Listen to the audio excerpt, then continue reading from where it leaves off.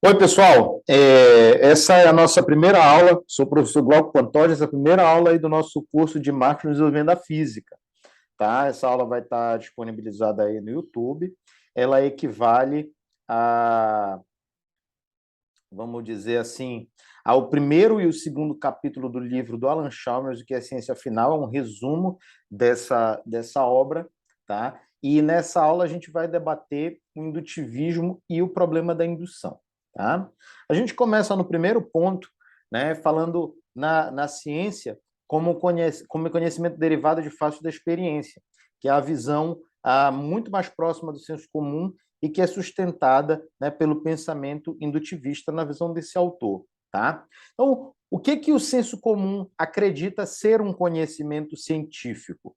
E as pessoas, em geral, né, muitos cientistas também costumam pensar dessa maneira, né, é que o conhecimento científico é um conhecimento provado, que as teorias são construídas rigorosamente a partir da experiência, que é baseada em informações obtidas a partir dos órgãos do sentido, que envolve opiniões ou preferências, desculpa, que envolve a ideia de que opiniões ou preferências não têm lugar na ciência, ou seja, a ciência ela é livre de preferências, ela é completamente imparcial e que ela é um empreendimento objetivo.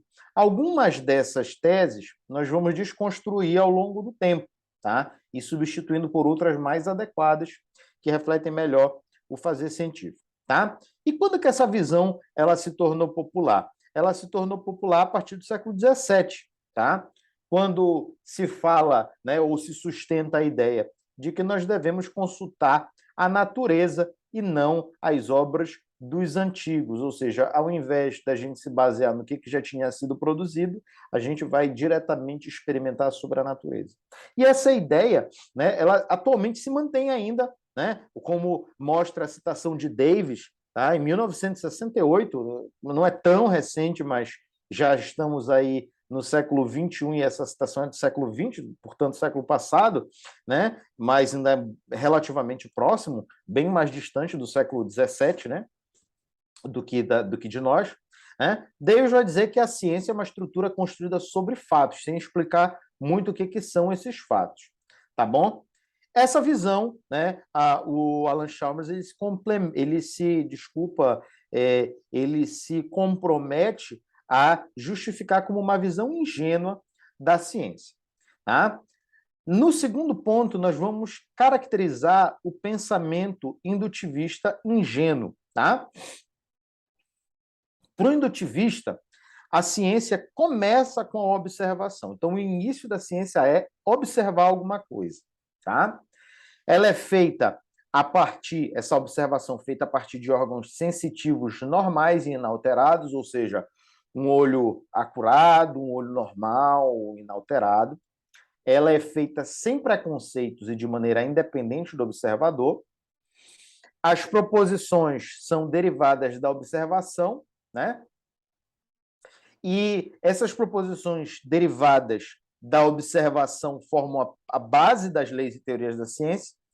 Como, por exemplo, né, uma proposição derivada de observação. Posso dizer que à meia-noite do dia 1º de janeiro de 1975, Marte apareceu em tal e tal posição no céu. Ou, né, afirmação 2, essa vara parcialmente imersa na água aparece dobrada. Ou mesmo a afirmação 3, que afirma, né, como exemplo de uma proposição derivada da observação, o papel de tornassol ficou vermelho ao ser imerso no líquido. Tá? Bom, para o indutivista, a verdade dessas afirmações exemplares ela deve ser estabelecida por meio da observação. Tá? Para essas observações específicas, né, derivadas da observação, a gente chama de afirmações singulares. É singular porque é específico. Tá? Então, a que se referem essas afirmações singulares? A uma ocorrência específica, a um estado de coisas num lugar específico e a um estado de coisas no tempo específico. Dá um exemplo aí, professor. Tá? Então, por exemplo, vamos dizer que Marte apareceu num lugar específico, tá, no céu, em um determinado dia do ano. Tá? Ou, né, nós poderíamos observar uma barra, uma vara específica, né, num lugar tanto, a gente poderia observar uma vara na China no ano de 2017, vamos supor, tá? Então, é a isso que essas afirmações singulares se referem. E essas afirmações para o indutivista, elas resultam do uso que um observador ele faz de seus sentidos. Então, elas são obtidas a partir do uso dos nossos sentidos. E por isso entenda audição, visão, tato, paladar, mais especificamente é usada a visão nos relatos dos indutivistas. Por outro lado, nós temos também as afirmações ditas universais. E o que são essas afirmações universais? Elas são afirmações amplamente gerais sobre o mundo, tá? Então, elas se referem a ocorrências universais, a todos os eventos de um tipo específico em todos os lugares e a todos os eventos de um tipo específico em todos os tempos. Então, alguns exemplos que a gente pode dar de afirmações universais no campo da ciência. Na astronomia, né, a gente afirma que os planetas se movem em elipses em torno de seu Sol. Isso é uma afirmação geral. Né? A afirmação mais precisa seria que os planetas se movem em torno de cônicas, né? Através do, né, em torno do seu Sol aqui, mas se movem em trajetórias cônicas frente à ação da força gravitacional. Né? A letra B, né, segunda afirmação, ácidos fazem o tornassol ficar vermelho, que é uma afirmação geral na química. E, né, na física, na ótica mais precisamente, a afirmação de que o ângulo de incidência é igual ao ângulo de reflexão. Tá? Para o indutivista, a generalização das afirmações particulares ou singulares para as universais é permitida, é lícita, desde que sejam certas condições satisfeitas. Então, o indutivista ele acredita que o raciocínio indutivo, que parte do específico indo para o geral, ele é válido desde que a gente satisfaça algumas coisas, como, por exemplo, o número de proposições de observação deve ser muito grande. Então, isso é razoável, né? Afinal, não dá para a gente inferir que todos os metais se expandem se a gente observa só um tipo de metal. Né? E, além disso, né, nós não podemos tirar conclusões apressadas a partir dessa noção, o que faz completo sentido, né, num ponto de vista superficial. Tá? Para o indutivista também, para que a gente possa realizar a indução, as observações devem ser repetidas sobre uma ampla variedade de condições. Tá? Ou seja, né, a gente pode aquecer uma mesma barra de metal em tempos distintos, no caso do exemplo da dilatação térmica, ou nós podemos aquecer várias barras de metal diferentes ao mesmo tempo, tá? O que varre ampla variedade de condições, tá? Nenhuma proposição de observação deve conflitar com a lei universal derivada, que é a terceira condição, né, para o indutivista. Claro, né, porque se você obtém uma coisa que é diferente da lei universal, essa lei não é mais universal. Né? Então, todas as barras de metal têm que se expandir quando aquecidas. Se uma não expande, é porque tem uma coisa incorreta. Tá? Basicamente é isso. Esse é o raciocínio indutivo. Por que ele é indutivo? Porque ele sai do particular e observa diversas coisas particulares e generaliza a partir disso. Tá? Então, esse raciocínio indutivo ele tem como característica levar de particulares a gerais. Tá? Outras características mais específicas dele, ou seja, se um número grande de eventos A foi observado sob uma ampla variedade de condições, e se todos esses A's, esses eventos, possuíam, sem exceção, a propriedade B, então todos os eventos A têm a propriedade B. Tá?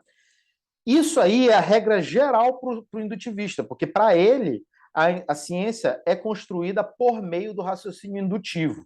Tá? Para o indutivista, a indução ela tem como base segura a observação, ou seja, o que permite com que a gente infira do particular para o geral, é o fato de que a observação ela tem uma base segura. A verdade a verdade do mundo está nas observações. Tá?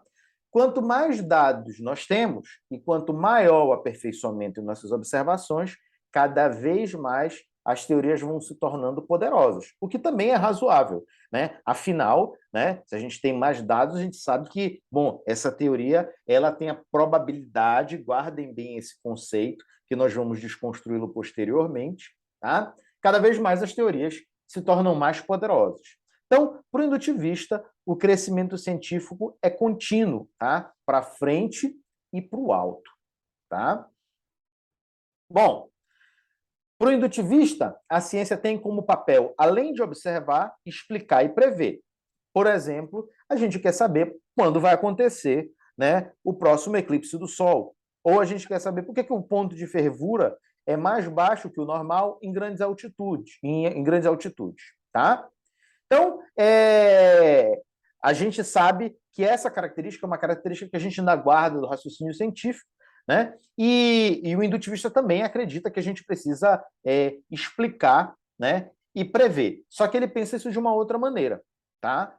Uma outra característica também, que é um outro argumento que a gente vai introduzir, é que a ciência ela não é só indutiva, né? A ciência ela tem um caráter dedutivo. E esse é um ponto fraco na percepção do indutivista acerca da natureza da ciência. Tá? Ponto 3, né? Raciocínio lógico e dedutivo. Qual o papel dele na ciência? Tá? Primeiro, para a gente falar do raciocínio dedutivo, a gente precisa definir o que ele é, dizer o que a gente está falando por raciocínio dedutivo. Então, o raciocínio dedutivo, ele envolve a derivação de particulares a partir de gerais. Você vê, né? O indutivo, ele sai do particular e vai para o geral, né? O dedutivo, ao contrário, ele vai do geral e vai para o particular, ou seja, a partir da informação geral, a gente deriva uma informação específica, uma afirmação específica, tá?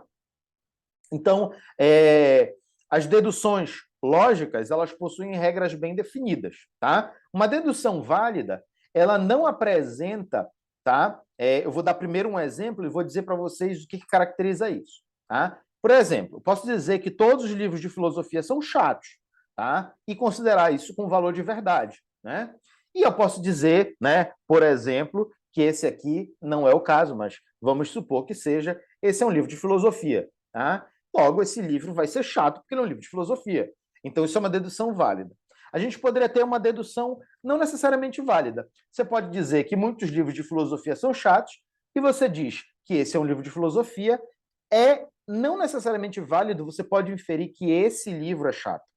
Porque falou-se que muitos livros de filosofia são chatos. Significa que tem um subconjunto de livros de filosofia que não são chatos, como, por exemplo, vamos dizer esse aqui. Esse é um livro chato e esse aqui não. Eu posso dizer que esse é um livro chato e isso pode ser tanto verdadeiro como falso, né? Porque eu poderia estar dizendo que esse é um livro chato e ele não é chato. Ele está no rol de livros não chatos de filosofia, tá?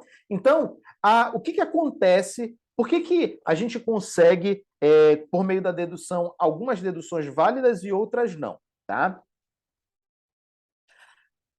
Basicamente, tá? Não pode haver contradição entre as premissas no raciocínio lógico. Então, e dedutivo, claro, né? Raciocínio lógico e dedutivo. Então, a gente pode dizer o seguinte, olha, sobre isso, a gente pode afirmar que a lógica e a dedução por si só não podem estabelecer valores de verdade das afirmações fatuais, tá? Por exemplo, né? Eu vou dar um exemplo para vocês aqui, tá? Eu vou dar um exemplo aqui para vocês, né? De afirmação, de uma dedução válida e falsa, né? A gente consegue deduzir premissas válidas, mas essas premissas elas precisam ter o valor de verdade definido.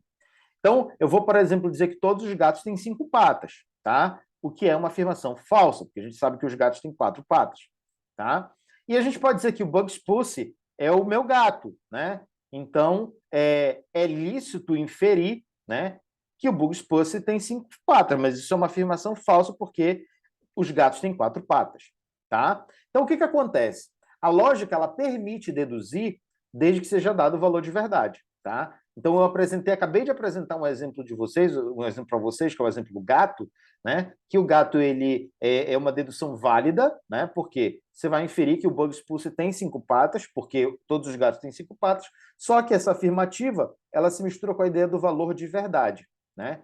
Então, a gente vai utilizar essa noção posteriormente para a gente criticar o relato do indutivista, tá? Por quê? O indutivista ele acredita que toda observação ela é verdadeira. Então, se você relaciona premissas, né, você poderia, por assim dizer, né, sempre fazer deduções verdadeiras, tá? Então, como é que a gente descreve a previsão e a explicação no relato indutivista, tá? Então, para o indutivista, a fonte não é a lógica, tá? Vamos deixar a lógica um pouco de lado, tá? E a gente vai passar aqui para a verdade do indutivista, que é a experiência. Então, o primeiro exemplo, tá? A gente vai pegar uma dedução válida aqui.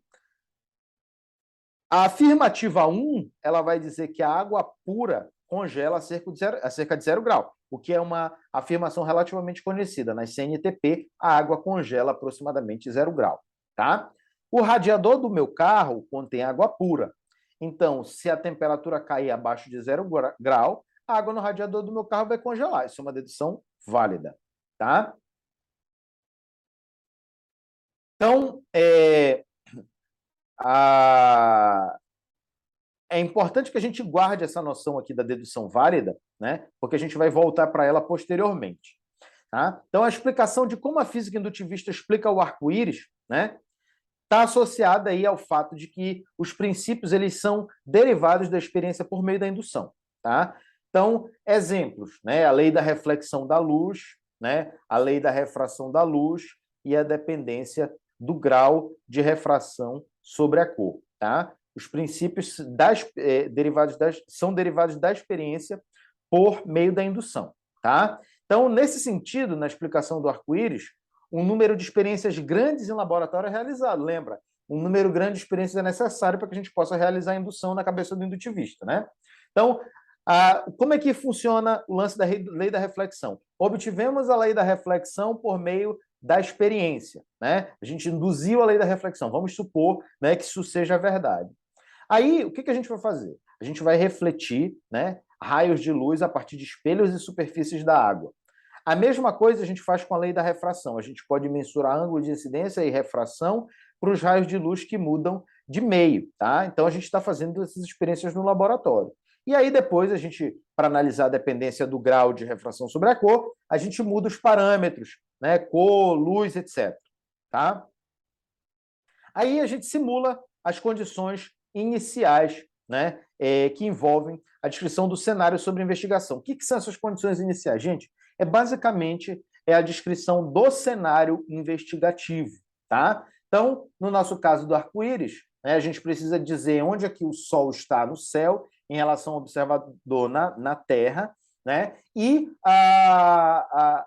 que a gente precisa dizer que as gotas de chuva caem de determinada nuvem e, por isso, elas caem num determinado lugar, tá?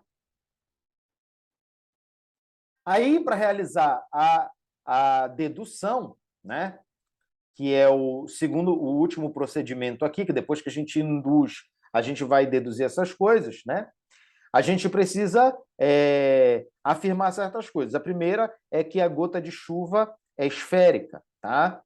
A segunda é que se um raio de luz branca incide sobre uma gota de chuva e se a lei da refração é verdadeira, então raios de diferentes comprimentos de onda seguirão distintos caminhos ópticos. Então, o caminho óptico, ele depende, o caminho seguido aí pela luz, ele depende, né, aí do comprimento de onda, tá? Isso que permite, no caso, a dispersão.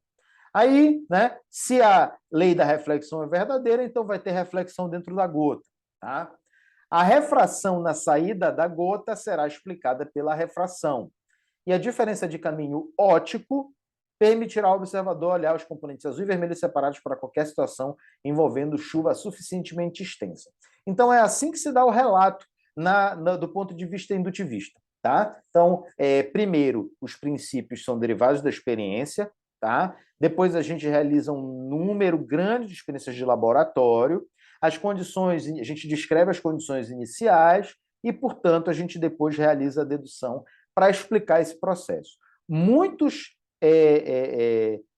literaturas, tá? Vocês podem procurar, né, artigos sobre isso, posso indicar para vocês também, né, fazer a indicação, tá? De trabalhos que indicam e mostram, né, uma visão indutivista em livros. O livro que eu me lembro mais rapidamente é o livro do Paul Hewitt. É um bom livro, só que ele tem esse pecado aí no começo. O primeiro capítulo ele quer explicar o que é o método científico, e a descrição dele é completamente indutivista. né? Então, se você puder ignorar o livro, esse primeiro capítulo do livro do Paul Hewitt, ignore, o resto é muito bom, tá? Então, como é que o raciocínio do indutivista funciona? Para ele, ele tem que construir leis e teorias a partir da experiência, descrever as condições iniciais para que ele possa fazer previsões e explicações, tá bom? Então, nesse ponto, né, a gente mostrou aqui, né, como é que um indutivista faria para explicar, né, como é que funciona ou para como funciona o arco-íris ou para estudá-lo, tá? A última, né? Por que, tá? As pessoas têm tanto apelo por esse indutivismo ingênuo, né? Qual o apelo dessa forma de pensar, tá? O apelo justamente vem da explicação formalizada de crenças sobre a ciência, justifica o poder da ciência de explicar e prever, tá?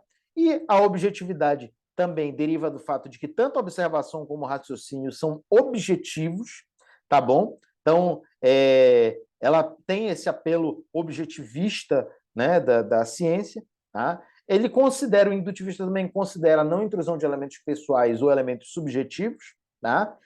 Tecnicamente, ela pode ser verificada por qualquer um e, para mim, a cereja do bolo, ou o melhor elemento, no caso, né? Cereja do bolo de aquilo que completa, né? Mas, para mim, é o elemento central, é a crença de que a ciência é segura e confiável e que nada pode abalar essa ciência. Estou aqui fazendo uma defesa de que a ciência não é confiável, tá?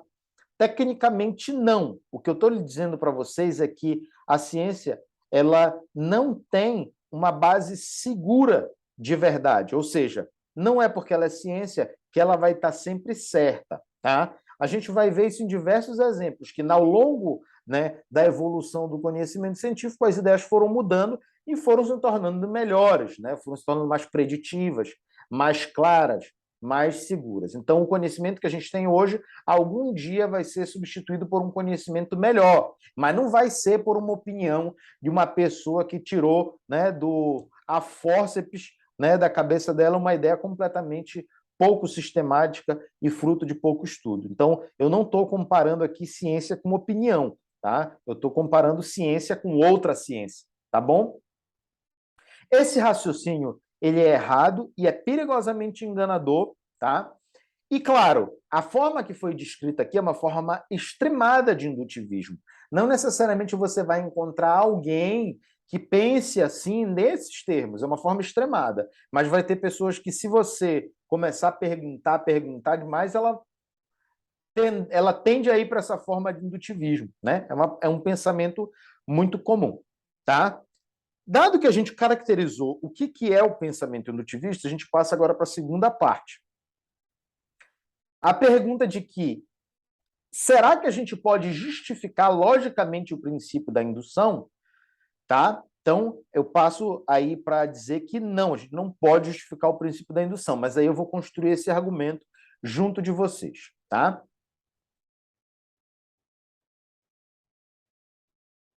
Bom, então, se a observação proporciona para a gente um conjunto seguro de proposições de observação como nosso ponto de partida, por que, né, o raciocínio indutivo, tá, leva a um conhecimento, né, confiável? Tá?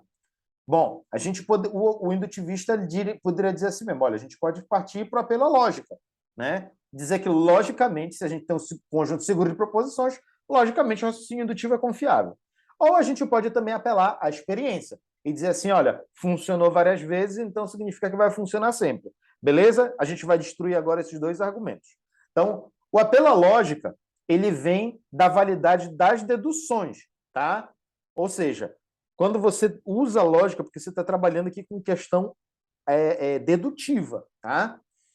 Fora a matemática, que tem esse trabalho muito forte também com o raciocínio indutivo, muito dificilmente você vai ter isso em ciência, por assim dizer, tá? Uma exceção ocorre nas ciências sociais que trabalham muito com o conceito de indução, mas com uma outra perspectiva, tá? Nós não vamos nos ater a isso porque não é escopo desse curso, a gente está focando especificamente na descrição da física, tá bom?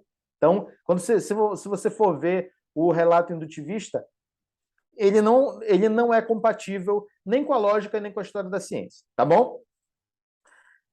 Então, a gente pode dizer, né, que o apelo da lógica ele vem da validade das deduções, mas o raciocínio indutivo não funciona como raciocínio dedutivo. É uma outra forma de raciocinar, tá? E eu vou explicar para vocês por que o raciocínio indutivo não funciona como raciocínio dedutivo, tá? É possível, tá, que a gente tenha a conclusão de um argumento indutivo falsa, mesmo que as premissas sejam verdadeiras, sem haver contradição. Vou dizer o seguinte para vocês. Esse é um exemplo clássico, né, sempre mencionado aí em diversos exemplos que destroem raciocínio indutivo. Eu posso dizer, né, que eu observei muitos casos, né, em que eu vi vários corvos pretos, né? Inclusive, né, quem gosta aí de série no Netflix, lá tem a Jessamy e o Matthew, que são os dois corvos do Sandman, eles dois são pretos, inclusive, né? Então é importante aí que você tenha esses exemplos aí na sua cabeça. Ou não, né? Mas todos os corvos são pretos, tá? Vamos dizer isso, né? Que eu observei um conjunto muito grande de corvos, dentre eles a Jessamy e o Matthew, e eu concluí que todos são pretos. Então, existe uma garantia de que o próximo corvo não seja branco, por exemplo, ou de uma outra cor, né? Não tem essa garantia, tá? A gente pode observar um corvo que seja de uma outra cor, né? Que seja branco, que seja rosa, que seja, enfim, de uma outra cor. Então, se assim o for, a inferência terá sido falsa, tá? Ou seja, se eu disser que todos os corvos são pretos, porque eu peguei um número muito grande de corvos que eu observei e disse, olha, eles são pretos porque tem um número X de corvos muito grande que é preto, então todos devem ser, tá? Mas não existe garantia disso, né, que o próximo corvo que eu observar não seja branco, tá?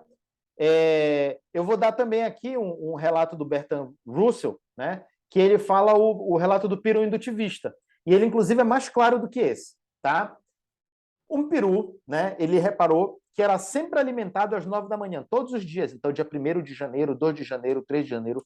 E o peru, né, em 350 e poucas vezes, ele viu, né, que foi alimentado, né, às 7 da manhã.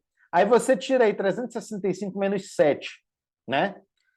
Menos 1, né? Ou melhor, menos 7, é verdade, porque é 31, dia 31, 30, 20, 29, 28, 27, 26, 25 e 24, melhor, 8, né? Que é a véspera de Natal. O peru achava que no 350º dia, né? Ele seria o 7º dia, né? Que é 5. Agora fazer aqui as contas aqui que nem os nossos políticos, né? 365 menos 8, né? 57. Então, no 357º dia, que era a véspera de Natal, 24 de dezembro, o peru, às 9 horas da manhã, ele achava que ele seria alimentado. E o que acontece? Cortaram o pescocinho dele, coitado, foi ser assado para a comemoração do Natal, né? Então, olha aí o que acontece. O peru, ele acreditava que porque todo dia ele era alimentado às 9 da manhã, quando chegasse o próximo dia, que foi o da véspera de Natal, ele seria alimentado, mas no fundo ele foi degolado. Então, o que significa isso? Não significa que porque o peru tinha comida todo dia no prato dele, que ele ia ter sempre. Ou seja, é uma inferência que é válida, mas ela não é verdadeira, tá? É uma inferência, ou melhor, uma inferência indutiva com premissas verdadeiras, mas que levam a uma conclusão falsa. Então, a primeira coisa é que o argumento da indução ele não se justifica justamente porque a gente pode fazer uma inferência indutiva com premissas verdadeiras e leva, né, isso aí pode levar a uma conclusão falsa. Então, para o indutivista, ele já está num perigo grande, porque ele tem proposições de observação que, para ele, são sempre verdadeiras, e ele ainda assim pode incorrer numa inferência falsa. Bom, o apelo à lógica acabar de ser destruído, tá? Aí o indutivista começa, não, então vamos apelar para a experiência, tá? Bom, aí ele diz assim, tá, beleza, ok, beleza, você está certo, né? Mas se o princípio da indução funciona várias vezes, ele funciona sempre. É injustificado isso. Por quê? Porque ele justifica a indução por ela própria, tá? Ele diz assim, o princípio da indução funciona porque ele já funcionou, tá? Por indução, porque ele funcionou várias vezes. Então você vê, quando o princípio da indução é aplicado várias vezes e você diz que ele funciona sempre, isso é um novo raciocínio indutivo. Você pega aqui, ó, funcionou hoje o princípio da indução, funcionou amanhã, funcionou depois. Então eu digo que, como eu tenho muita experiência que o princípio da indução funciona, ele vai funcionar mais uma vez, mas pode ser que da próxima ele não funcione. Então, esse argumento ele é circular e ele é vago. Por quê? Porque ele considera um grande número e ampla variedade, né, como critérios, e esses critérios eles são amplamente vazios. O que é um grande número? 50 é um grande número? 30 é um grande número? 2 vezes é um grande número? Ampla variedade. Se eu mudar a temperatura de 1 grau, né, no exemplo do aquecimento da barra, é uma ampla variedade? Se eu mudar de, sei lá, de 100 graus 100 vezes, aumentar 1 grau Celsius por vez, isso é muito? Se for 1.000, se for 3.000, 4.000, 5.000, 1 milhão. Então, essas caracterizações são amplamente vazias. E um terceiro argumento, né, que justifica a destruição do argumento do indutivista, é que o indutivista ele diz que a teoria surge da observação. Mas, na verdade, a teoria ela não bem surge da observação. Tá? A teoria ela tem uma ligação intrínseca com a observação. Isso nós vamos discutir na próxima aula. Tá? Mas eu quero que vocês guardem isso na cabeça. A teoria ela tem um papel importantíssimo no processo científico, inclusive no processo de observação. Aí, né, o indutivista, numa cilada, ele diz assim, tá, beleza, ok, mas vamos fazer o seguinte, vamos falar agora que a gente não está falando agora de uma ciência verdadeira, a gente está falando de uma ciência que é provavelmente verdadeira. Olha, você pode dizer aí, né, que o Sol vai se pôr amanhã, porque a gente já viu que várias vezes ele se põe amanhã, né? A gente não pode estar 100% certo disso.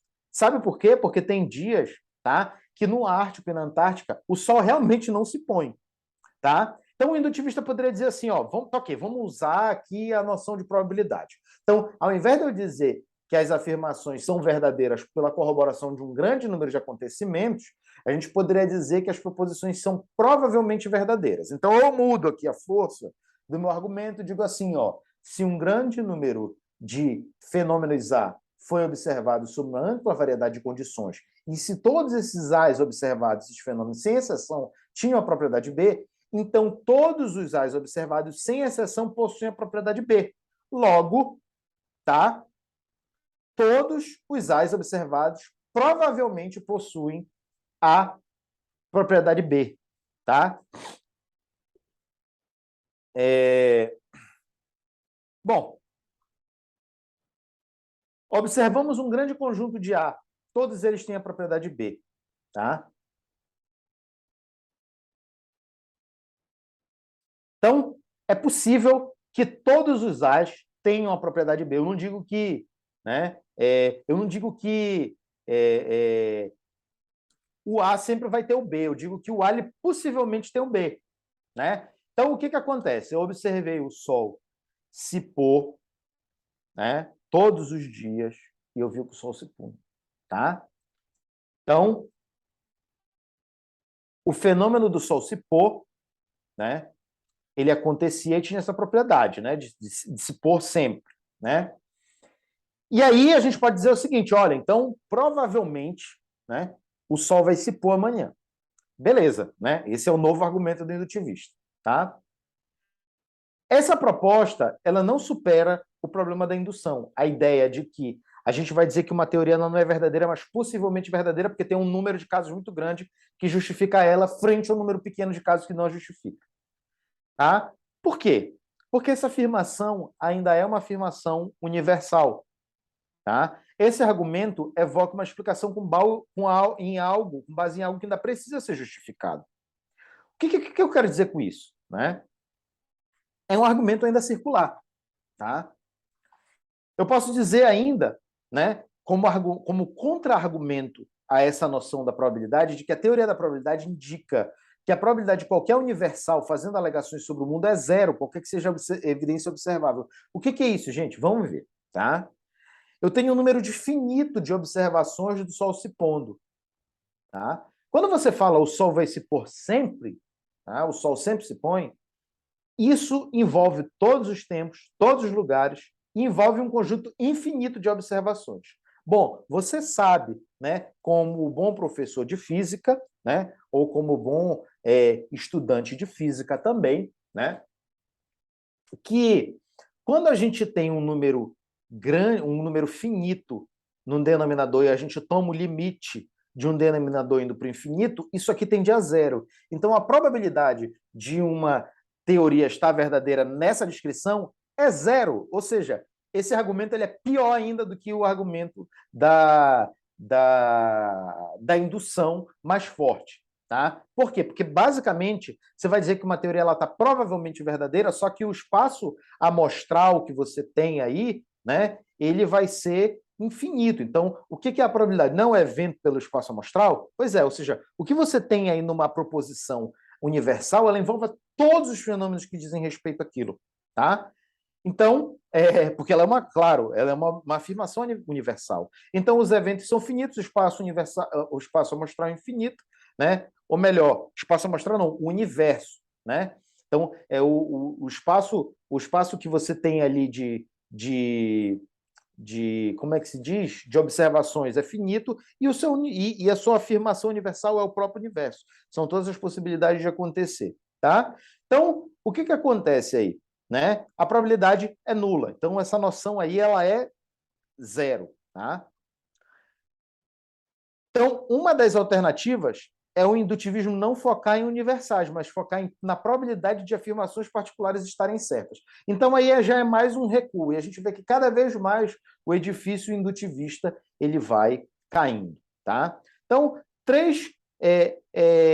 algumas respostas possíveis ao problema da indução, que é o nosso terceiro ponto de discussão. Tá?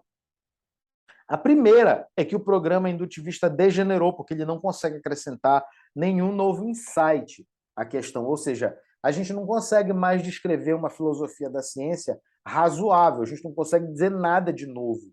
Né? Então, esse programa ele degenerou. Tá? E existem várias respostas possíveis ao problema da indução. A primeira delas, né, que foi adotada aí pelo David Hume, é dizer que, tá, beleza, se a ciência é indutiva, ela não pode ser racional, a ciência não é verdadeira, ela é racional porque a indução não se justifica. Ou seja, olha que incrível, o Hume ele era um empirista indutivista inglês, né, que ele simplesmente disse que a ciência era irracional e pronto. Né? Então, a indução não se justifica, ele reconheceu isso e que a gente diz que é irracional. É uma saída. Né? Então, ele vai dizer que leis e teorias são hábitos psicológicos adquiridos como resultado de repetições relevantes. Tá? Ou, né, a gente pode também argumentar pela indução de outra maneira, que é argumentar pela probabilidade de uma afirmação particular ser verdadeira ou de uma afirmação singular ser verdadeira, né? Ou, por último, a gente vai negar a indução, que foi o caminho tomado pelos falsificacionistas. A gente vai discutir esse caminho, né, posteriormente. Tá bom, gente?